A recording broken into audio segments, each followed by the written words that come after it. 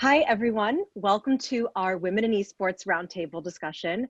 I'm really excited to have everyone here today. Let's start by giving some quick introductions of who we have speaking today. Lindsey, can you start? Sure, yeah. So I am Dr. Lindsey Darvin. So I study gender equity in traditional sports spaces, but I've recently gone over into the esports space as well. So I am happy to be here and share whatever insight I can. Thank you, Lindsey. Let's move down to Ariel. Hi, everybody. I'm Ariel Powers. I'm a WNBA champion, and I am a not professional gamer, but passionate gamer. And I've just, recently been into this esports space, and I'm loving it. So, yeah, that's me. Awesome. Danny, can you please introduce yourself? Hey, what's up? I'm Danny, and my alias is Fraud. I'm the head coach for the T1 Valorant team, and I've been a CS pro since like 2001, 2002, so I've been around the block for a little while in the scene.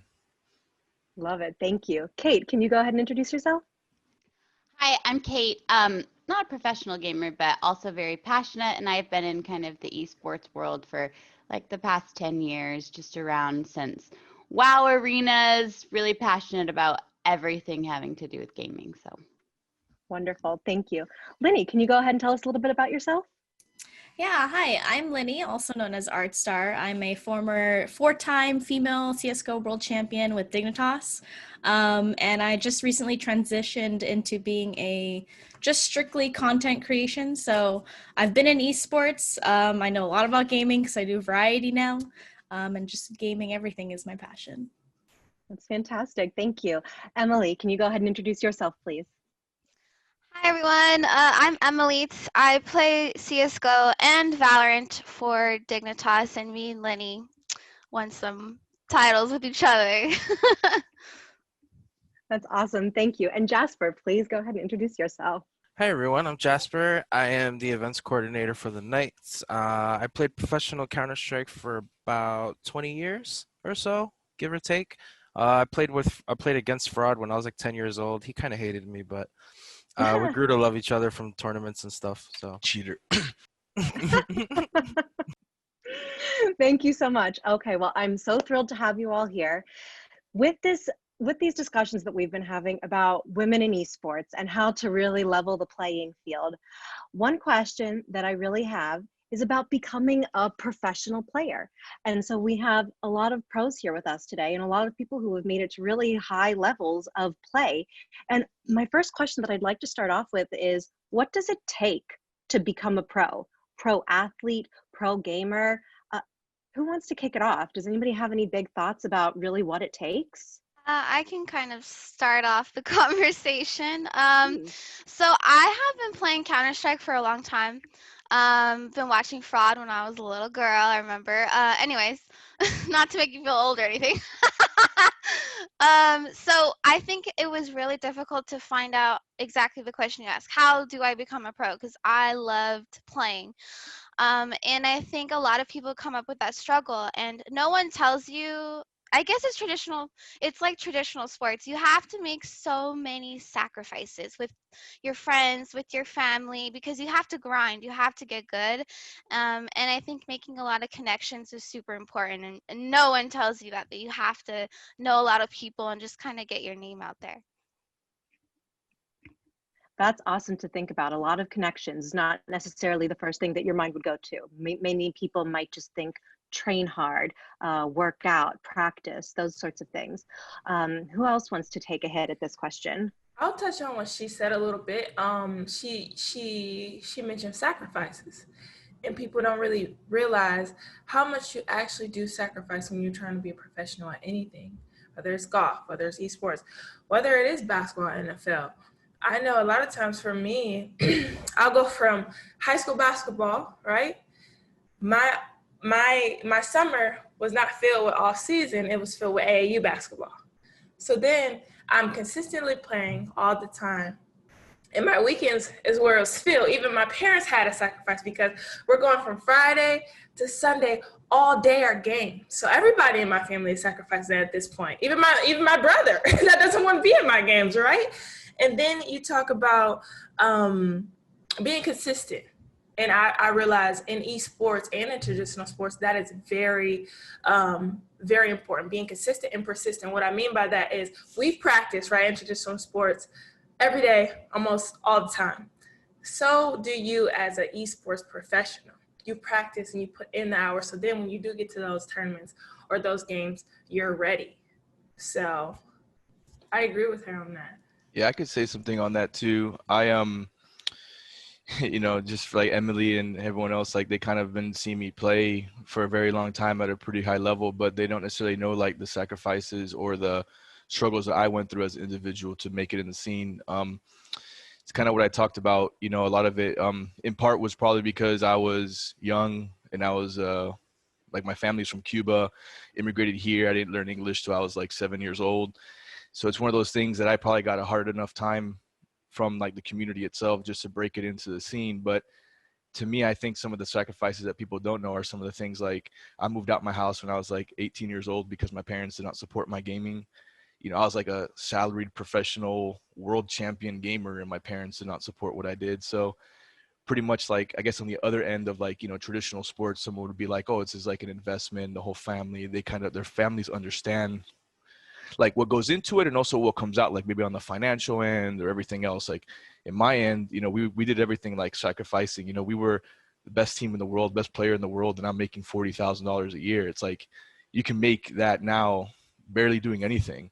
And it's like, you know, when it comes down to it, it's really about having just like a singular mindset of like wanting to be the best at something. And to me, even if it was players in the community gatekeeping me or my family not supporting what I did, like my mind was to become the best and to prove everyone wrong that gave me problems along the way. So for me, I mean, there's a lot of different things, a lot of things that go into it, but I think that, you know, sometimes people don't really understand like what it's like to be a professional, or it's more about, like I said, like even what Ariel's saying, like the passion and like the dedication that you have. I think that that goes a long way. And that's something that, you know, that'll carry you into your 30s and 40s, and you could become a better player when you're later on in your career. And, you know, I'm 34 now, so I still feel like I'm 18 again, just because what drives me in the scene is my passion for this game and for what I've accomplished in the scene. So to me, I don't think that, you know, you can age if you're doing something that you really love doing. So that's a great point that you bring up, this mindset. And I think that a lot of times too, we're talk about what you have to do physically, like what I'm saying about practicing, whether you're lifting weights to be a pro athlete or, you know, doing very like minute but complex hand movements when you're a gamer. There's also this element of your mental strength and your mindset. Can anybody speak to that? Like, what mentally does it take to make it as a pro? I can. Oh, you wanted Oh, to? Go ahead, Lenny. I'll go sure? next. I'll go next. Okay. Go. Just to touch on that, just because I just recently actually stopped playing competitively. I feel like I'm always competitive at heart. Like even when I'm playing Among Us, I'm trying so hard to win. But like I still play competitively at heart, but I'm not competing with the team. But just to speak on that, I just think that like if you don't live, breathe, and eat around your schedule, if you're not like completely 100% in being a competitive player, it's hard. Like it's yeah, I mean, I think it's like going back to the whole idea of sacrificing stuff, just because like you don't realize how much time you're spending away from your friends and your family. And for some people that can be mentally draining, that can be exhausting. You don't have a social life essentially. Everything you're doing is based around your team, because even when you're not practicing with your team, you're expected to be watching demo reviews of whatever game it is you're playing, studying other teams, studying the mistakes that you're making. It's 100% your focus. And I think a lot of people don't realize that, you know, they think like, oh, I'll just be a professional gamer on the side, or like it's something I can do when I'm just practicing with my team. But it's so much more than just your practice time.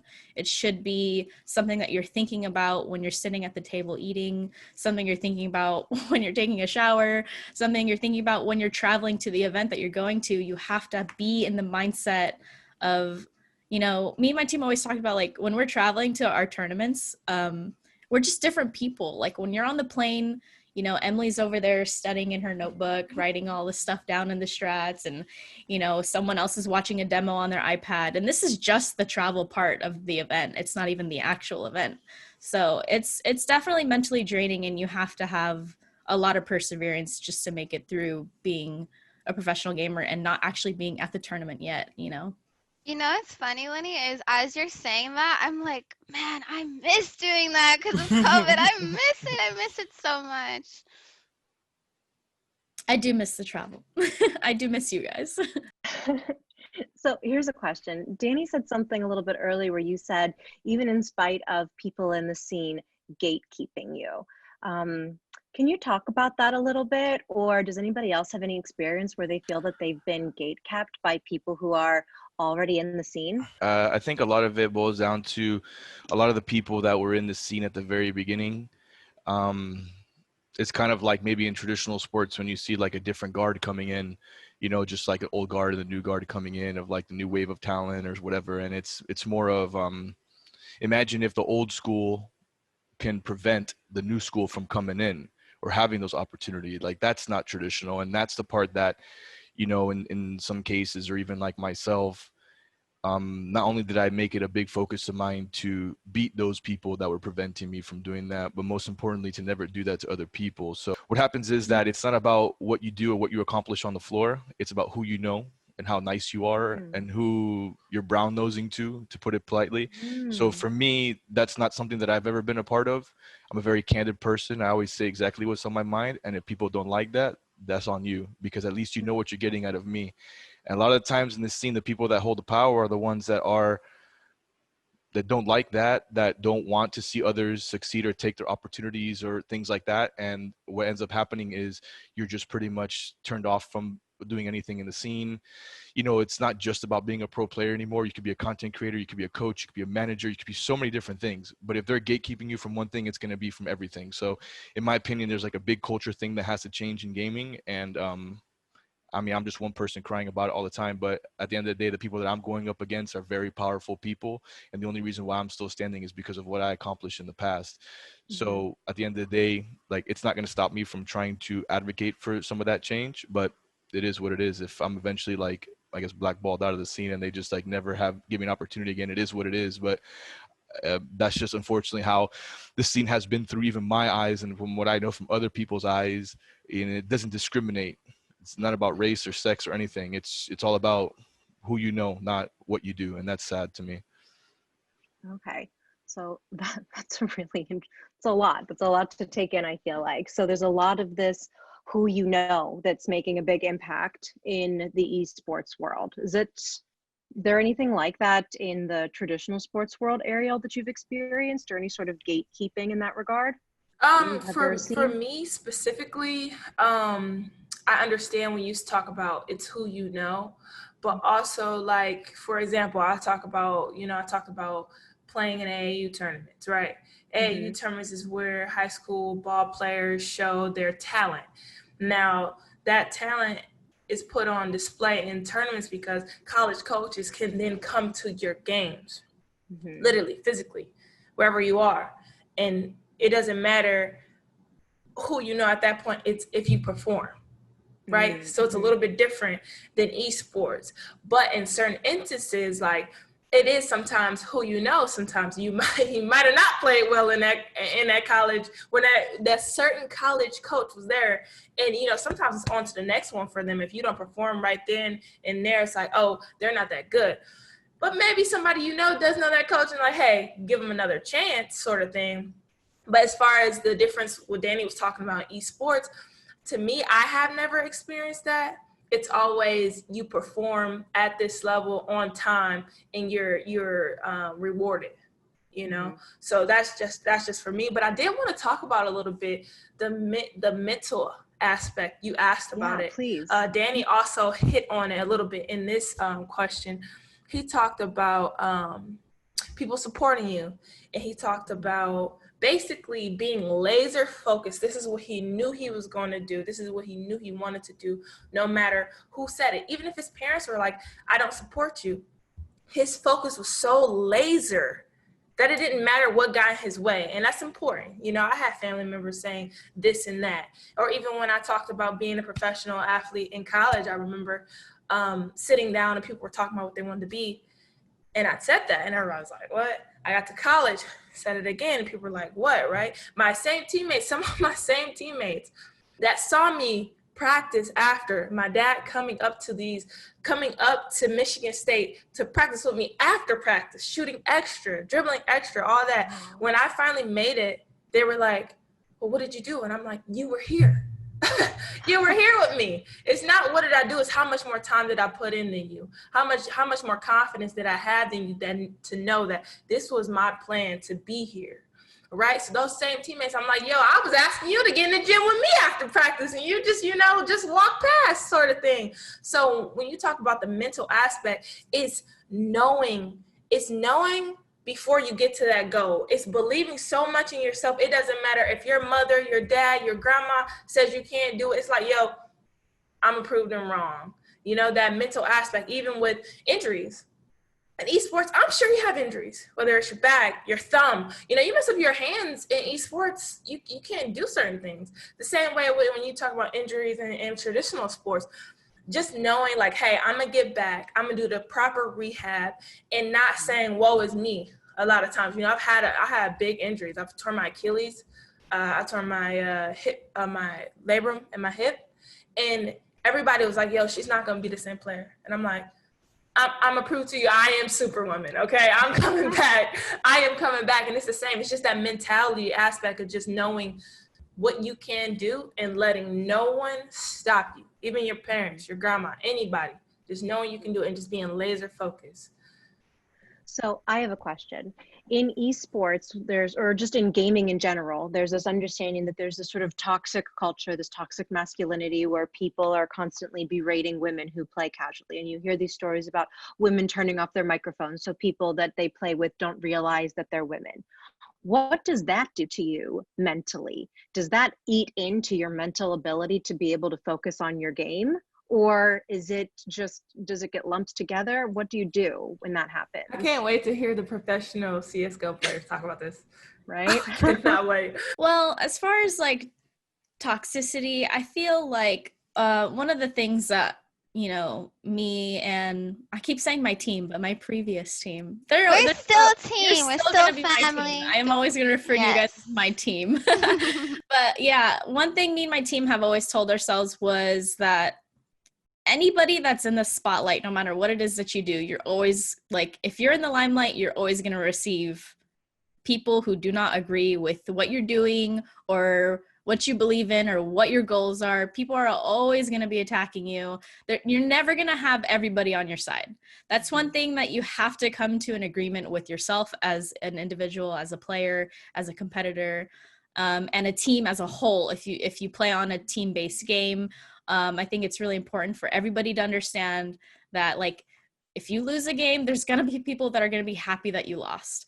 But those are things that should fuel you. Like, those are things that should almost like gas you up in a way that's like, you know what, I'm going to prove all these people wrong. It doesn't matter what they have to say. It doesn't matter anything. This is what me and my team want to do. This is our goals. These are all the things that we want to accomplish.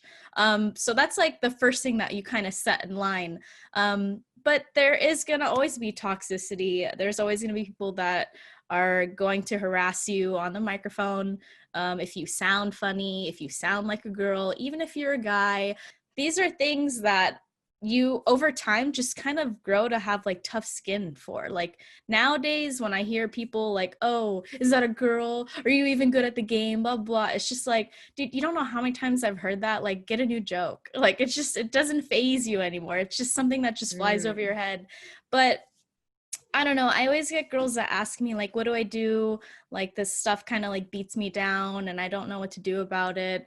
And the nice thing is a lot of game developers have features where you can mute people, you can block them so you never have to get into a queue with them again. It's unfortunate that it comes down to stuff like that, but I don't know, I feel like that's something that like everywhere you go in the world, there's going to be people who don't have manners or do not have any respect for you. And those are just things that you kind of grow up to understand and work your way around it, no matter what it is you do, whether it's gaming or in real life. So Okay, can you hear me now? Yes. You got Cool. it, girl. Yeah, what's up, Grandma? It was Zoom. And yes, actually, I was gonna say something about being grandma. Lynn, you're like pretty old in the gaming community too. Whoa! But like we've been enduring this for so long, and I don't want to mute every time that someone talks to me. And like literally the other day, I caught a 3-day ban in Valorant because I talked back to somebody, and like I'm wondering, like, is that happening to a bunch of dudes? Because I got chat and mic banned because I mean, it was probably bad, but you probably took up for yourself. Is Oh, basically yeah. what you're That's saying. what I'm saying. That I happened stood to up for me. myself, and I'm like, what? This is bull. Like, Yeah. I just stood up for myself, and I've been doing that for years, but it's just, I don't know. No, men and boys do She's not fed face the up. same standards. It's a double standard. It's definitely Well, a double standard. I'd like to with what I'm chime hearing. in. I'd like to chime in and say something. It's happened actually to me in the past where, so in my position, and this is not to just like to brag about it, but like I was considered a top player at a very young age, and for a while, I always had a bullseye on my back. A lot of those comments were racially driven, or just because I'm Hispanic. And I don't, there was a couple times that I clapped back and I said some things, and I'm the one that got suspended because I'm the professional with the contract at the very top, expected and to be held to a higher standard. So I had to learn to bite my tongue and let my play do the talking, which is why when I play, I go at people, but I don't do it. I don't do it with my words because I can't say anything, because it's happened to me in the past where, I've clapped back and I've gotten in because I'm the one that has the contract and whatever, and while I understand it happens a lot more for women, and I think it's completely unacceptable. It's definitely happened to me before. And like, I think I was telling you, Angelica, I think a lot of what I experienced had nothing to do with me being a man. It had to do with me being Hispanic. And unfortunately to me, that was my sticking point. Like, I'm a proud Cuban. My family came here to this country to do good work and to work hard. And I don't want anyone to tell me and to disrespect my family. So for me, you all know about Hispanic people, we're super passionate. Like, I go at people all the time. I just had to learn how to do it a different way. Or else it's gonna be I'm gonna sacrifice my career and what I want to accomplish for other people that are just not worth my time. But what they're saying is so toxic that I have to say something back. But at the same time, it's me that gets in trouble, Danny hit on something. He said, it wasn't about me being a man in a space. It was about me being Hispanic.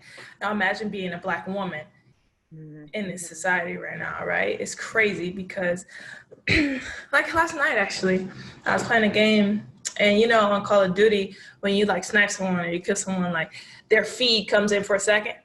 And like, I heard the most racist stuff, and I'm just like, man, this is the time we're living in. It's crazy right now. But to hit on with what Cait and, excuse me, it's Lynn? Is it Lynn? Is that how you pronounce it? Linny. Yeah. Cait and Linny said, it's crazy. I do talk to girls. I've talked to females in Ghana, in the UK, in Saudi about the toxicity being a woman in this space. And these are people, women internationally. And they said the same thing. Some of them are like, oh, I shut off my mic because, they get, I play so well. One girl said, I play so well on Apex, but when they hear that I'm a girl, it's like they're obsessed with me being a girl, and it's not about my gameplay anymore. Right? And it's like, how is that possible? How is that a thing? Why can we not play too? It's crazy to the point. Even Lenny said, why don't you get a new joke? The WNBA still gets, get back in the kitchen, go cook me something. And I'm like, dude, that is old as heck. You know what I mean? Like, Boomer talk. Man, It really is. Yeah, and then this is where you talk about culture change, because these same, and mostly it's men, mostly that's what I get. Usually it's men, never women doing these things. But this is when you talk about culture change, because these same boys are going to grow up to be men, and how are they going to think? And then when they have children, how are these children, these females, going to think about themselves? How do we change this? This is culture change that we're talking about right now, because thank God that my dad wasn't like that. Yeah. My mom's not like that, but my dad is not like that at all. He's more equal rights type of person. It doesn't matter if you're a woman or a man. And maybe that's why I did grow up a little bit more stronger than the girls that Lenny talked about, asking her, hey, what do I do in this space? why, you know, I can't take this. And I'll never forget, Lenny, you said something that like made me think about the AAU days and sometimes growing up in basketball. And I was like, why don't, I just came to this new AAU team. Why don't the girls like me? I'm not mean at all, but I was extremely good at my age around that time. I was coming to a new team. They felt threatened. They didn't feel like opening up to me, say, hey, AP, what's up? And then I'm like, coming home crying almost. I don't even think the girls knew that. I never showed it. But then that started to build me up to be a little bit more, like you said, everybody's not going to agree with you. Everybody's not going to like you. Also, I have my mom and my dad in my ear. Hey, it's okay that they don't like you. Accept it, move on, be better. Continue to be better. Even with the Andre Iguodala tweet, you know? And I got so much hack and lack from that. I still, to this day, it's been like 2-3 months, and I still get people coming to all my social media about women basketball sucks. You suck because you're a girl. I get racist stuff, and it's crazy. You know what? It's like everybody's not going to agree. But I know some of those young girls, they probably are like, oh, she spoke up for herself. They need people to look up to. So it's whatever. You know what I mean? Oh, go ahead. Ariel touched on something. You know how she said that like other females get mean when you're really good at something. I think with like bringing this back to like women in this esports competitive world, like there's a really good article. It's called like the only girl syndrome, basically. And to make women feel like heard and safe and like that they can compete, like females also, like we need men supporting us, but other females have to support successful females. Like there is so much like shade in this like female gaming industry. And I mean, like these two girls, you know the most about it. But like I have been like just sitting and watching, and I can snap back at people because I'm smart and never worked for like an org or anything. So, but like listening, no, seriously, it was everybody's like, why don't you work at Blizzard or something? I'm like, cause I want to talk. But seriously, like girls get so jealous of other girls. And I see it with like younger, like under 25. And once you kind of hit 25, I'm 32. I don't care if some other girl is better than me, like cool. But when I was younger and I was like I was high, like competing in arenas and WoW, like I wanted to be the only female, like that was my thing. But I think that needs to change with how females are in this industry too. But no, Kay's right, and that's just Kay. Just so you know, it's not in just esports. Is it? No. Sometimes it's in traditional sports. I see it a lot of times, especially when young rookies come up and they're like really good, you know, and it's this sort of like hate bias towards them. It's weird, but when you talk about being the only female, I think that is like a thing, right? Because it's not normal yet for girls to be in this space. So if you are the girl in this space, it's like, whoa, right? But I always say this, and I tweeted about anything. I say a win for one is a win for us all. Yeah.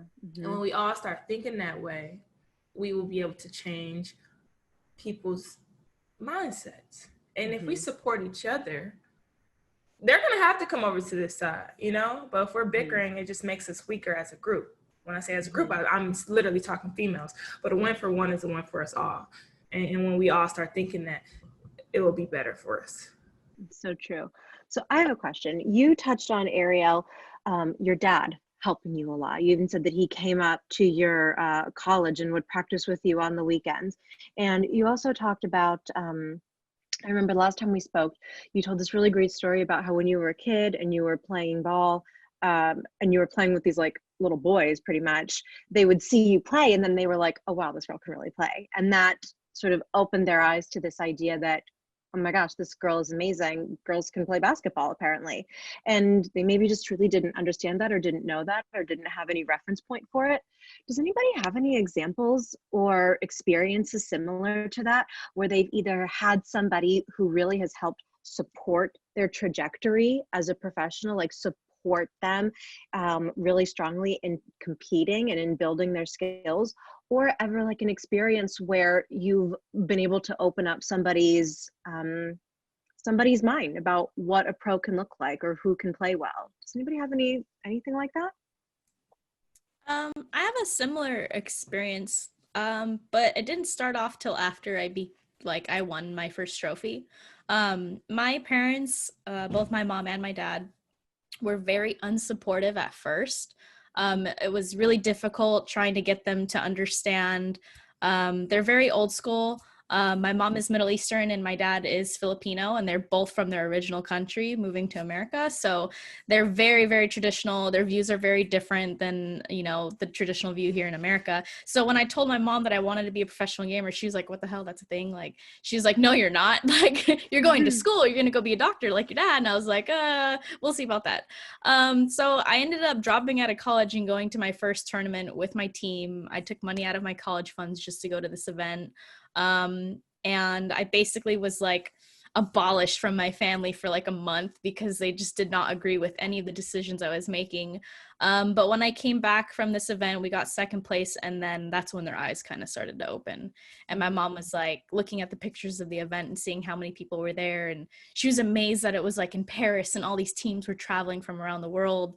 And then the next event that we went to, we actually got first place, and this was in Copenhagen. So we basically just worked really hard to prove to people that this is what we wanted to do. And that's, for me, was so important. That was like, I need to do this and I need to do it well because I want to do it. And if I want to do it, I have to have approval from my family, because I'm not going to be happy if I'm out doing what I want to do, even if I am successful, if I know that my family does not agree with it and they don't support it. It was hard at first to get them to understand that, but my dad has been somebody that his support has helped push me.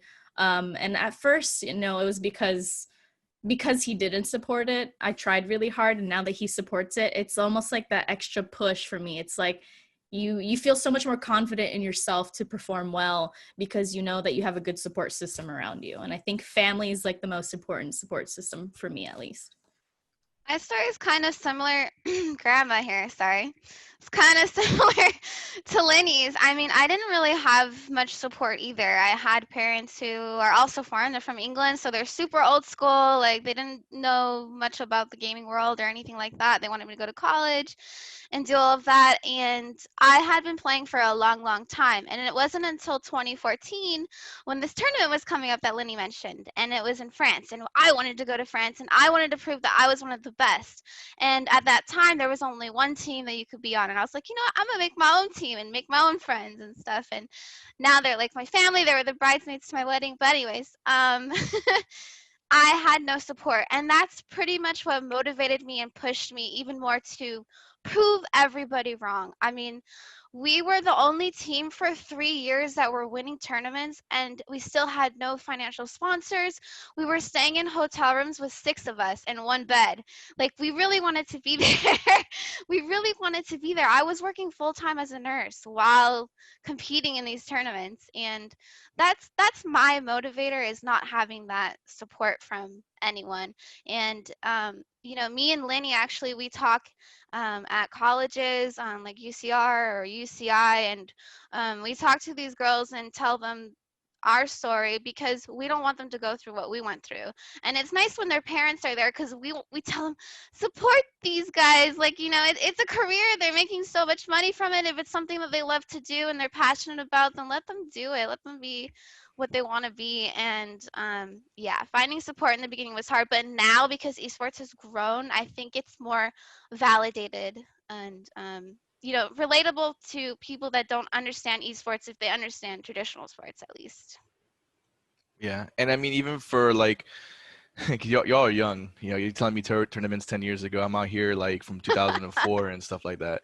So for me, I think my story is kind of similar, but my parents never had the ability to like look at other people and saying, oh my God, like there are gamers that are making 6 figures. Like my parents were looking at me and saying, if you're the guy and that's all you're making, like what the hell is the scene? You know what I mean? So for me, I think it was more of like, we're talking like 2004, 2005, like way before, when it was still super underground in some ways. And I think for me, when I moved away, my parents started seeing like, okay, this kid is, he's not going to like, he's going to do whatever it takes. Like dropped out of college, quit my job. Like, didn't matter what I was doing. I was going to go and I was going to do this. Didn't care. I think it took until like CGS, which happened like 2007, 2008. It's like a national TV show on DirecTV. So when it was more of like, look, you guys don't support me. I don't care. I'm not in it for the money. But if you guys want to see what I do, put on DirecTV. You know what I'm saying? Like, I think that for me was one of those things that was like, if you guys don't see what, like, it's not like for them, they were looking at it about the money and the opportunity. Like I said, my parents came from this country to find that. And I was like, look, if I could just apply what I know into what I'm passionate about doing, I don't see why I couldn't do something similar, or at least give it an effort. You know what I'm saying? So I think that once they eventually understood, number one, I wasn't going to go nowhere. And number two, that, you know, times have eventually changed. They started seeing that in general, it's not about like the money that you make. It's about having, like, being happy. You know what I'm saying? It's about leaving an impact, having some sort of a legacy, you know, and some of those things like money can't buy. You know, and I always tell gamers now, like, gamers make a lot more money. You add an extra zero now to like what we were making back in the day. Like, that doesn't matter. You need to be focused on like winning tournaments and having things that are intangible that could last you for a lifetime, rather than like an extra dollar that you just blow it away in like a week or something like that. A couple more questions that I want to hit on before our time runs out today. And the first one that I want to ask is, has anybody ever had an experience, or can they walk us through how somebody goes from being a toxic opponent, or somebody that you're playing with either on a team or on an opposing team that is just like harassing you? Has anybody had an experience where they've been able to turn that around, either with somebody else intervening, something that you've said, something that you've done? Has anybody had any experiences like that? Or is it just that people who are toxic, you just get away from them and find people who aren't? Like, is there hope for these people out there who are toxic and who are jerks? Or is it just get rid of them and find new people? Any thoughts? I'm guessing everyone's waiting for me to say something, because I used to be one of the most toxic kids back in the day. I'm not even gonna lie to this. Oh my God. Every tournament that I went to, you could hear me probably outside of the venue because I'm just screaming. It's competition. Like, we keep it in house. Like, we have rules. Like, don't talk about nobody's moms. Like, yeah, don't get personal. All right, but let's make sure we define toxic, okay?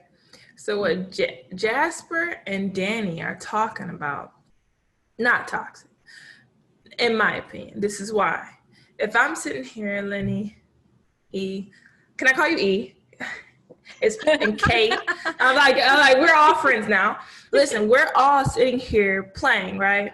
And we get to talking. See, where I'm from, Detroit, talking trash is not toxic. That's just what you do. That's just what we do on the playing field. If it's basketball, football, baseball, if it's esports, man, I'm talking junk to you. And that's just the relationship of the game. And no one takes it personal. Now, if you take it personal, guess what? Your performance is probably going to go down, which I want. You're probably not going to play as well as you would if I didn't say anything. I do that when I'm playing somebody in horse. I'm so competitive.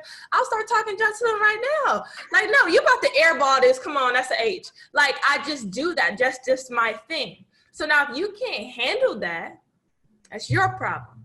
If you can't play up to that level when people are talking to you, that's your problem. Now, I don't think that's toxic at all. But when it comes to someone like going as far as like talking about your mother, I probably wouldn't do that unless they did it to me and now we're here, right?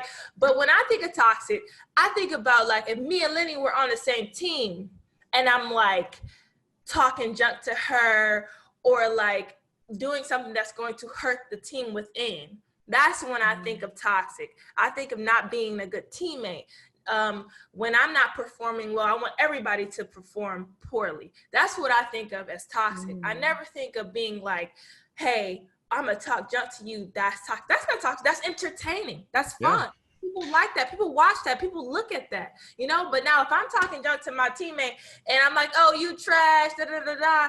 Now that's where it's toxic. When it hurts the team, when it's I and not we, that's toxic. Okay. That's so true. No, you're 100% right on that.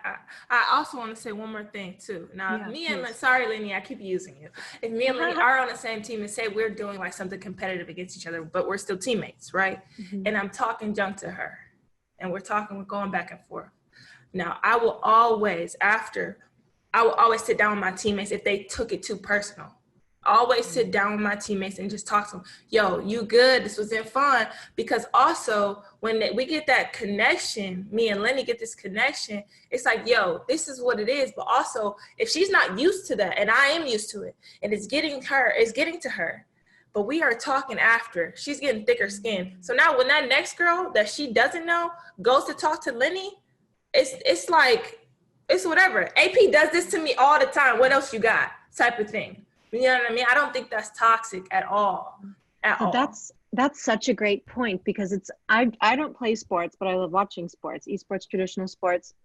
And so I'm hearing that it's like, partially trash talking during a game is somewhat like a competitive tactic, is like a little bit what I'm hearing. But also you brought up such a good point, Ariel, that if you are hard on a teammate, that you talk to them afterwards, you have a relationship with them. It's not all this aggressive. It's not all this animosity. Yeah, exactly. And so I'm wondering too, because I think something that I've heard a little bit is that when guys are, harassing women who are playing games, they say, well, everybody talks like that. Everybody talks trash. Everybody talks to people like this. It's, people talk to me like that. People say trash to me. And this is guys saying that. But I think that an element that's missing though, is if you're talking trash to your friends who you know that you're going to play another game with them, or people that you do matches with frequently, or if you're just like hitting people hard who, again, on your team that you're playing with, hitting people that you have no connection with, that you don't follow up with afterwards, that you're not building a team with, so that they know that, any of this, trash talking, even if it's to a teammate in a way to try to motivate somebody or to like get your point across, it doesn't have that safety behind it. It doesn't have that goodwill behind it. Is that something that, am I getting that right, guys? I actually have a funny story that's kind of touching what you talked about. So in Valorant, it's a little bit of a different mindset I'm noticing between CS now. So in Valorant, whenever I do like solo games, it's really scary for me because I got a super high pitched voice. So, sometimes I'll try to make it a little bit deeper. I'll talk like this. And then oh my god. Me and Em just have an entire game talking like this. I don't want them to know I'm a girl. So I've done two different things. So towards the end of the game, I'm top fragging, I'm smashing, I'll go into my normal voice. And everyone's like, what the hell? I thought you had asthma this whole time. I was worried about you. And, and they were nice to me. They were nice to me. Like, they totally respected me and everything. And so I tested it out. And then I started talking in the game in my normal high-pitched squeaky voice. And I had people that were just like, are you a girl? Are you, like, they're so concerned about playing. And I'm clearly better than them at the game. Like, no ego, no nothing. Like, I'm clearly better. I can aim better, whatever. They're probably from league and they didn't. That's right. They wouldn't take my advice. They wouldn't take nothing. Like, they wouldn't listen to anything that I had to say. I'm the in-game leader. Like, and so I started talking in the Billy. I call him Billy Bob. When I talk like this. That's her alter ego. No, that really is her alter ego. And, And I was supporting them. Like, I was like, nice try. You almost won that, even though it really wasn't even close. I would still be a good teammate and, like, support them. And they're like, no one's really been a teammate like that to me before. Like, they've never experienced that before. So that's kind of how I've been trying to play my games right now, is, like, spread this, I don't know, super positive. If you're not on my team, I'll talk. But if you're on my team, I'm going to support you all the way. I want you to get, like, this confidence, and I want you to hit shots you never hit before. And that's something that we should all do within our team. The crazy thing is you had to do that in a man's voice. That's the only time they accepted it. Oh, I had a question. Oh, you're on mute. I'm sorry. Oh, no, go ahead. You're good. I had a question for the ladies on the panel, too. And Danny, Jasper, you guys can talk about it. Lindsey, you can talk about it. Now, when we talk about being toxic and we talk about trash talking, what did I do to myself? Hey, we're about to get serious. A lot of keys were pressed. Uh-oh. When you talk about being toxic and you talk about trash talking, right?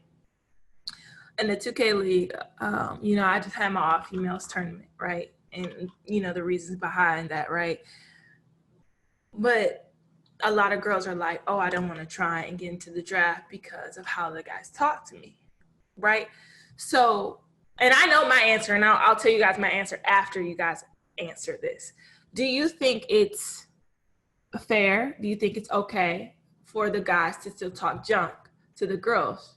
Because it is similar to when the guys talk to each other. Now, do you think it's okay? And if girls are struggling with it, how do they get better at dealing with it? Okay, I'll start. Great question. Love it. So I think, just me personally, I think that if I'm playing against, you're talking about if you're playing against someone and they're doing like, a typical trash talk, like nothing disrespectful, right? Mm-hmm. Yeah. I think that's good. Like that's totally acceptable because that if they weren't doing it to me and I'm doing it to them, that's a little weird. It's like, what's wrong with you? Because actually me and my team were playing in a local event in Philadelphia, and we're all squeaky, like trash talking against the team that was faced across us. And everyone comes up to us and they're like, what are they doing? Like, are they being toxic? And we're just like, no, we're in the game. So then some guys went over to that team and told them, are you going to talk back? So then they started trash talking us back. And it was fun. And that's how it's supposed to be. That's part of the game, like Danny said. But once you like cross that line and become disrespectful, like saying, like, oh, get in the kitchen, something like disrespectful like that, that's crossing the line to me. And I think girls, as a competitor, you need to remember that they're not doing that just because you're a girl. Or if they're being mean to you, it could be because you're bad, or they're just trying to get into your head. Grow thick skin, show them that you're a competitor and that you're there because you're there for you and you want to win and be the best. Does anybody have any final thoughts before we leave today? I really appreciate all of you contributing. I'm good. We'll go on too long, so let's just end it there. Yeah, we could go on forever. Awesome. Well, I'm just going to say thank you guys so much for all of your input. Thank you so much for joining us today. This has been an amazing conversation. I look forward to talking with all of you more. Thanks, guys. That was fun. Thank you. Bye, everyone. Bye, everyone. Have a good day. Thank you.